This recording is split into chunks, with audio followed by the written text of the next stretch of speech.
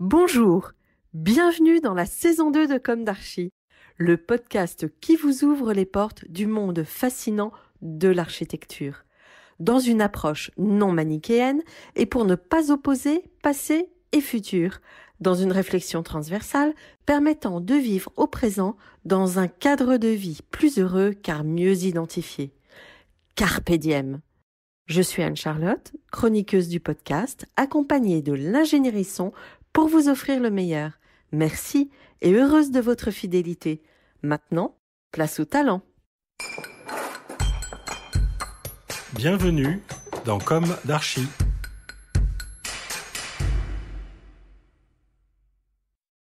Chers auditeurs, bonjour. Retrouvons-nous aujourd'hui pour un Comme d'Archi au format court, pour accompagner cette période de Noël en douceur sur un sujet symbolique mais non religieux ou pas vraiment. Une façon peut-être de nous rappeler à travers l'histoire d'une œuvre architecturale majeure de ce qui a pu constituer la France, notre bonne vieille France. Pour ma part, et comme beaucoup d'entre nous, je déteste la violence. Voir Paris violenté et hagard week-end après week-end m'affecte profondément. Et je cherche l'étincelle qui pourrait aider à retrouver confiance en l'institution. Un véritable cadeau de Noël, ce serait chouette. Rappelons-nous, pourquoi fut édifiée l'Académie française, abritée par le palais de l'Institut, ou plutôt la Coupole, le quai de Conti, ou encore la vieille dame du quai de Conti, autant d'expressions qui marquent le lien consubstantiel qui unit l'édifice et l'établissement qui l'occupe, écrivait Pierre Messmer, chancelier de l'Institut de France. Ainsi, l'Institut national des arts et des sciences fut créé en 1795 par la nouvelle constitution de l'an 3. Il s'agissait d'éviter que le gouvernement de la France ne soit concentré entre les mains d'un seul pouvoir. Après ses premières armes, dans les murs du Louvre, il lui faut laisser la place aux chefs-d'œuvre rapportés des campagnes napoléoniennes, rassembler les grandes œuvres. Alors, l'Institut national des arts et des sciences, ce qui deviendra l'Académie, s'impose dans les murs de l'ancien collège des 4 nations.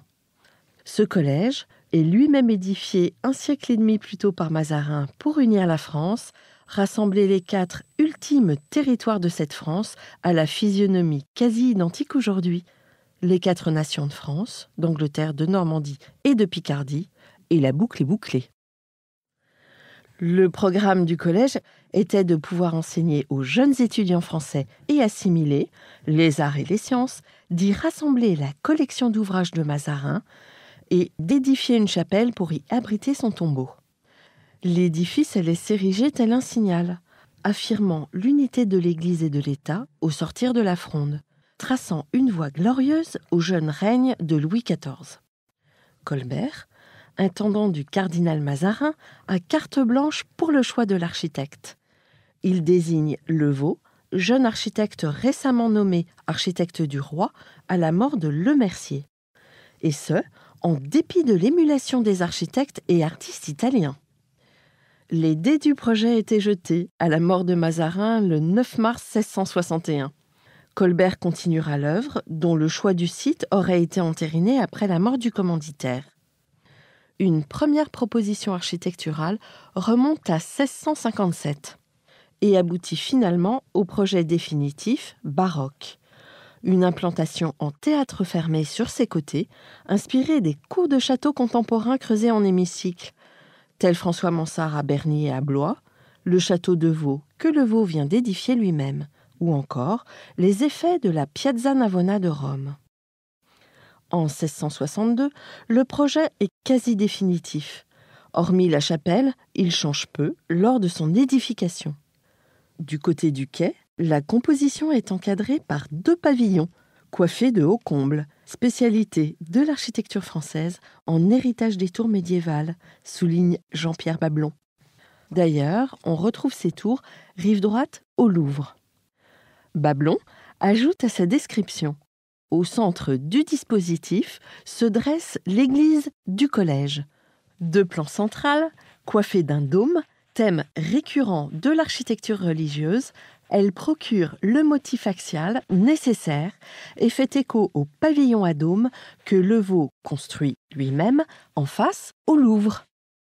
Entre ces trois temps forts, à l'insistante verticalité, l'architecte a dessiné 2 ailes basses, incurvées, en quart de cercle, qui s'achèvent en retour par 2 travées droites rejoignant les pavillons.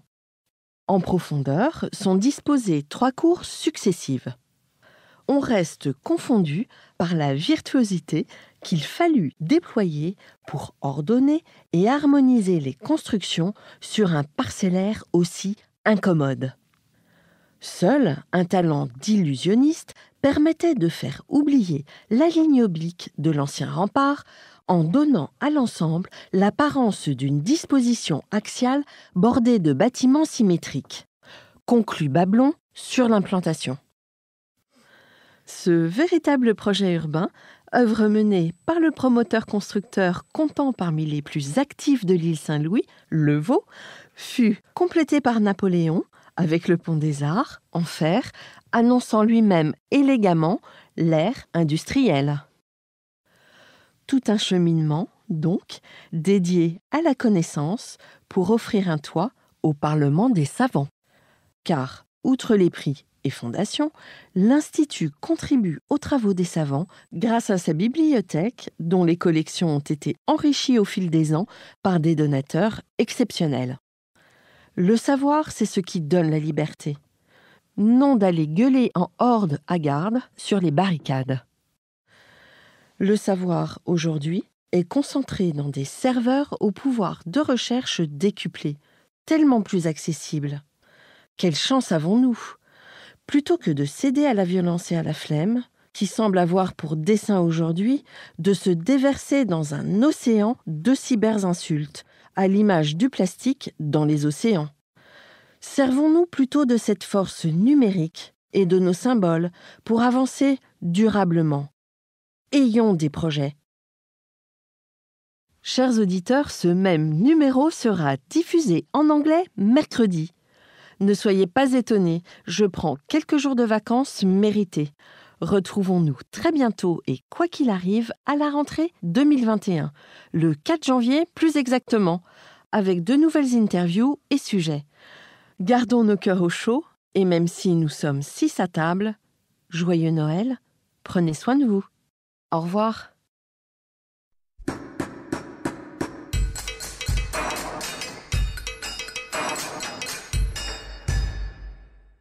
Chers auditeurs, merci pour votre écoute. N'oubliez pas de retrouver nos sujets en avant-première sur Instagram à l'adresse Comdarchi Podcast, COMDARCHI Podcast. Si vous aimez ce podcast, favorisez sa diffusion en lui donnant 5 étoiles sur Apple Podcast, plus un petit commentaire, ou sur votre plateforme de podcast favorite. Et surtout, abonnez-vous pour écouter tous nos épisodes gratuitement. À bientôt et d'ici là, prenez soin de vous.